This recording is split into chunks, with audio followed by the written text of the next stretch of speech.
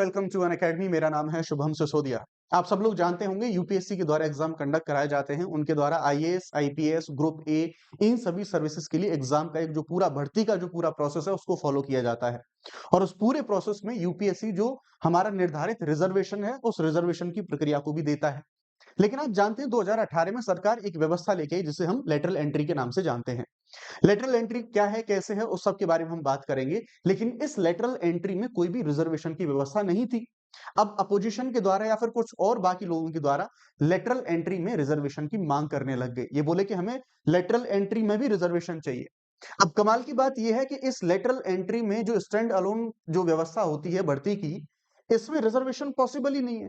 और इसका कोई भी कैसा भी इलाज सरकार के पास नहीं है। सरकार लगभग हार मान चुकी है इस चीज को लेके कि हमारे पास इस लेटरल एंट्री में हम कैसे रिजर्वेशन को, हमारे पास कोई मॉडल है ही नहीं, कोई व्यवस्था अभी तक संभव है ही नहीं जिसमें लेटरल एंट्री के अंदर जो रिजर्वेशन है उस रिजर्वेशन को हम लागू कर सकें।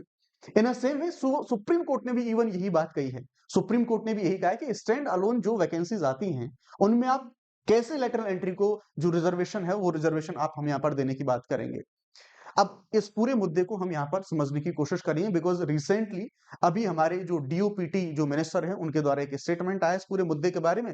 तो क्या है पूरा मामला, क्या हुआ है, क्यों ये सारी चीजें फेल हुई हैं, पूरी टाइमलाइन को समझने की कोशिश करेंगे।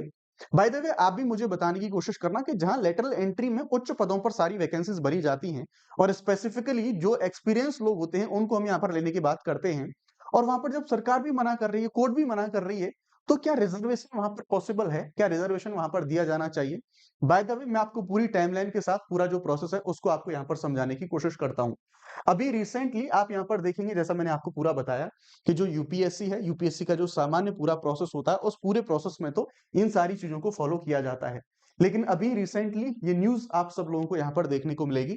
एक न्यूज आई थी और यहाँ पर हमारे जो मिनिस्टर साहब हैं उनके द्वारा ये बोला गया था, जितेंद्र जी, कि at my wits and union minister explain why lateral entry hiring still into limit. मतलब कुछ दिन पहले ये हुआ था कि लेटरल एंट्री को सरकार ने बंद कर दिया, सरकार के पास में बैकलैश आया था इन सब चीजों को लेके, लेकिन लेटरल एंट्री बंद हो गई। आपकी जानकारी के लिए बता दूं, लेटरल एंट्री को ऑफिशियली शटडाउन नहीं करा गया है। वो तो बस विरोध हुए थे 2024 में जो वैकेंसी आई थी उसकी वजह से सरकार ने नई वैकेंसीज जो आई थी उन नई वैकेंसीज की जो प्रक्रिया थी उस प्रक्रिया को जरूर सरकार के द्वारा स्थगित कर दिया गया था। सबसे पहले हम समझने की कोशिश करेंगे कि ये लेटरल एंट्री है क्या। इस लेटरल एंट्री के बारे में हम लोग थोड़ा सा समझने की कोशिश करते हैं जिसका यहाँ पर जिक्र हो रहा है, फिर मैं आपको पूरी प्रक्रिया बताऊंगा और आपको सारी चीजें समझ में आएंगी कि क्यों ये सफल नहीं हो पाया या फिर जो रिजर्वेशन की जो डिमांड करी जा रही है इसको पूरा करना क्यों मुश्किल है। सबसे पहले हम बात करते हैं लेटरल एंट्री होता क्या है। देखो, जो यूपीएससी के द्वारा अभी जिसके बारे में हम लोग यहाँ पर बात कर रहे थे, यूपीएससी के द्वारा जो भी भर्ती करी जाती है अपनी इन सेवाओं के लिए, इन सेवाओं में आईएएस, आईपीएस, इन सभी अधिकारियों की भर्ती करी जाती है। बाकी अदर जो सेंट्रल सर्विसेज है उन सब के लिए भी ये सब सारी भर्तियां यहाँ पर करी जाती हैं। अब ये जो ऑफिसर्स भरे जाते हैं ये ऑफिसर बेसिकली सामान्यज्ञ जो सिविल सर्वेंट होते हैं ना उनको हम जनरलिस्ट कहते हैं, क्योंकि उनको अपने हर एक विभाग का थोड़ा थोड़ा अनुभव है वो यहाँ पर होता है। उनको सामान्यज्ञ के तौर पर बोला जाता है कि वो जनरलिस्ट हैं। हर एक विभाग का, हर डिपार्टमेंट का, हर चीज का उनको थोड़ा थोड़ा नॉलेज होता है। लेकिन यहाँ पर सरकार ने एक चीज बोली, और केवल सरकार नहीं, सरकार के साथ साथ नीति आयोग ने भी, और इवन इतना ही नहीं, गवर्नमेंट ने तो कहा ही, गवर्नमेंट का तो स्टैंड इस पे था ही, गवर्नमेंट के साथ साथ नीति आयोग ने भी ऐसा बोला था।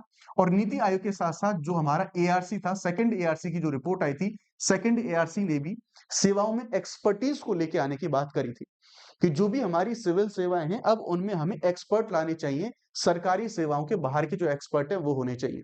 सरकार को ये आवश्यकता महसूस होती है और ये पूरा टाइम पीरियड होता है 2018 के समथिंग का। 2018 में सरकार को जब ये आवश्यकता महसूस हुई तो सरकार ने लेटरल एंट्री की व्यवस्था को यहाँ पर लाया। लेटरल एंट्री की व्यवस्था में यहाँ पर बोला गया कि अब कुछ ऐसे उच्च पद जिनमें से ज्वाइंट सेक्रेटरी का जो पद होगा, ज्वाइंट सेक्रेटरी के अलावा जो डिप्टी डायरेक्टर का पद होगा और जो डायरेक्टर का पद होगा, ठीक है, इन पदों के लिए हम डायरेक्टली जो अलग अलग क्षेत्रों के जो प्राइवेट एक्सपर्ट्स हैं उनको हम भर्ती करेंगे इन पदों पर। जस्ट फॉर एग्जांपल मान लीजिए कोई आईटी का प्रोफेशनल है, उसको सरकार को अपने आईटी डिपार्टमेंट के लिए चाहिए, तो ऐसे किसी एक्सपीरियंस जिसने प्राइवेट में बहुत बड़ा एक्सपीरियंस हासिल करा है उस व्यक्ति को हम लेके आ जाएंगे इन पोस्ट पर। तो बोला ये जाता था कि यार ये जो सामान्य के होते थे इनको इतना अच्छा एक्सपीरियंस नहीं होता था, बट जब हम इनको लेके आएंगे तो डेफिनेटली उनका लंबा जो एक्सपीरियंस है उसका हम सरकार के अंदर उसका हम फायदा उठा पाएंगे। इन सब चीजों के लिए लेटरल एंट्री की जो शुरुआत है वो लेटरल एंट्री की शुरुआत होती है। और इसी तरह से हम देखेंगे कि लेटरल एंट्री की शुरुआत 2018 में जब हुई थी तो लगभग 10 लेटरल एंट्री पर जो पोस्ट थी उनको फिलअप करा गया था। इस तरह से 2018 से जब इन चीजों की शुरुआत होती है तो लगभग, अगर ओवरऑल में बात करूं तो लगभग 63 जो पोस्ट थी उन 63 पोस्ट को भरा गया लेटरल एंट्री के माध्यम से। अब 63 पोस्ट को भरा गया यहां पर सरकार ने, फिर विवाद कहां पर शुरू होता है उसको भी मैं आपको बताऊंगा। लेकिन सरकार का ये तर्क था कि साहब हम लेटरल एंट्री को बेसिकली लाना क्यों चाहते हैं, इसके पीछे क्या फायदे हैं हमारे, या फिर क्या हमारा ऑब्जेक्ट है।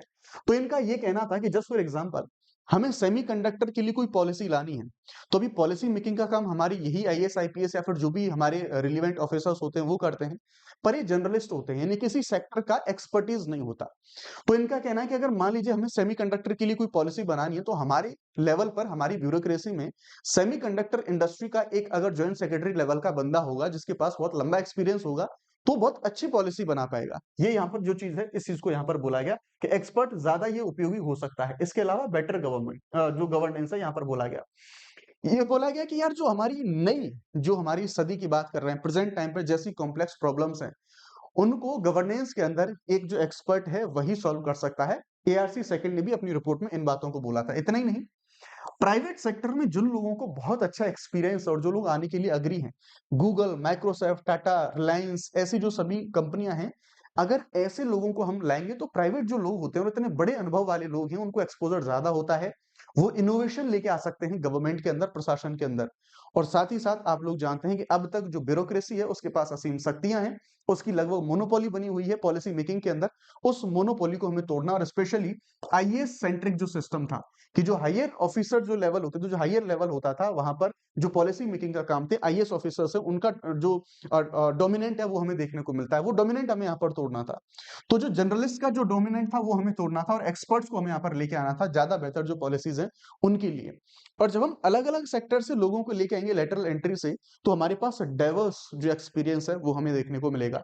ये सरकार का पूरा यहाँ पर मोटो था इस लेटरल एंट्री को लाने के पीछे।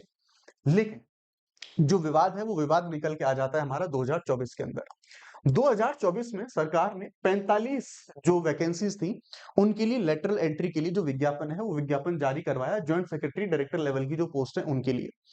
लेकिन यहीं पर एक विवाद हमें देखने को मिल गया, और वो विवाद ये था कि ये जो 45 वैकेंसीज थी इनमें चाहे तो हमारा अपोजिशन हो और चाहे सरकार के भी, एनडीए दल के भी जो अलाइज थे, जैसे हम चिराग पासवान जी की जो एलजेपी पार्टी है उसके बारे में बात करते हैं, इन सब लोगों ने इस चीज का विरोध शुरू कर दिया। इन्होंने कहा कि जो कोटा व्यवस्था है, कोटा व्यवस्था को यानी कि जो रिजर्वेशन सिस्टम है उसे हम सरकार के अंदर किसी भी कीमत पर उसे हम इग्नोर नहीं कर सकते। सरकार को बड़ा विरोध इसका झेलना पड़ा कि इनको रिजर्वेशन, इन लोगों ने सबने मांग करी, अपोजिशन ने भी डिमांड करी कि इन सबको यहाँ पर जो रिजर्वेशन है वो रिजर्वेशन यहाँ पर चाहिए। इस तरह से बोला गया। जो अपोजिशन है उसने भी बढ़ चढ़ के इन सब चीजों में हिस्सा लिया। लेकिन सरकार के सामने आ गई यहाँ पर विडंबना। सरकार ने बोला कि हमारे पास अब तक कोई भी एक भी ऐसा मॉडल नहीं है, ना ही हमारे पास ऐसा कोई भी सॉल्यूशन है इस चीज का कि हम जो स्टैंड अलोन या फिर लेटरल एंट्री व्यवस्था है उस लेटरल एंट्री व्यवस्था के अंदर जो रिजर्वेशन है उस रिजर्वेशन को लागू कर दें। जस्ट फॉर एग्जांपल, क्योंकि ये जो लेटरल एंट्री की वैकेंसीज हैं ऐसा तो है नहीं कि मल्टीपल डिपार्टमेंट में बार बार बहुत सारी वैकेंसी आ जाए। जस्ट फॉर एग्जांपल, मान लीजिए सरकार को एक एक्सपर्ट की जरूरत है फिनटेक डिपार्टमेंट के अंदर, फिनटेक में सरकार को एक वैकेंसी चाहिए। अब आप मुझे ये बताओ इस एक वैकेंसी में एससी, एसटी, ओबीसी, जो सरकार का तर्क है कि मैं इसमें कैसे यहां पर मैं इसमें इंश्योर करूंगा कि मैं यहां पर इस लेटरल एंट्री के अंदर मैं यहां पर रिजर्वेशन दे पाऊं, क्योंकि ये स्टैंड अलोन वैकेंसीज इसमें कैसे हम दे पाएंगे, और ये केवल सरकार का तर्क नहीं है। और यहीं पर अभी जो मिनिस्टर है, मिनिस्टर ने अभी भी यही कहा था कि भैया ऑफिशियली ये लेटरल एंट्री इसको शट डाउन नहीं करा है, भारी विरोध की वजह से हमने इसका जो नई वैकेंसीज है उनको जारी करना हमने बंद कर दिया है। हमारे पास मॉडल ही नहीं है। अगर हमें कहीं मॉडल मिलता है या फिर इसका कोई सॉल्यूशन मिलता है कि कैसे लेटरल एंट्री में हम रिजर्वेशन दे सकते हैं तो हम दे देंगे, पर अभी प्रैक्टिकली ये पॉसिबल है ही नहीं कि लेटरल एंट्री में जो रिजर्वेशन है वो रिजर्वेशन दिया जा सके। तो इस वजह से, और यहां पर केवल ये सरकार का कहना ही नहीं है, अगर आप सुप्रीम कोर्ट के स्टैंड के बारे में भी समझने की कोशिश करेंगे तो सुप्रीम कोर्ट भी यही कहता है कि लेटरल जो स्टैंड अलोन जो हमारी वैकेंसीज होती है, वैसे वैसी कंडीशन में वो प्रैक्टिकल है ही नहीं, आप दे नहीं सकते रिजर्वेशन, तो उनमें नहीं दिया जा सकता, बहुत मुश्किल होता है, बहुत कॉम्प्लेक्स सिस्टम हो जाता है। इस वजह से सुप्रीम कोर्ट ने भी यहाँ पर मना, मतलब सुप्रीम कोर्ट भी इस चीज के साथ अलाइंड है, सुप्रीम कोर्ट भी इस चीज को अग्री करता है। बट अगेन वही वोट बैंक और जो अलायंस है और जो रिजर्व जो कैटेगरीज हैं उनके विरोध की वजह से सरकार ने इसे ऑफिशियली शट डाउन नहीं किया है, बल्कि सरकार ने इसकी जो नई वैकेंसीज है उन नई वैकेंसीज को रोके रखा हुआ। और अभी जो हमारे डीओपीटी मिनिस्टर थे उन्होंने ये कहा था अभी मेरे पास कोई सॉल्यूशन नहीं है इसका, आप लोगों के पास कोई सॉल्यूशन तो आप बताएं।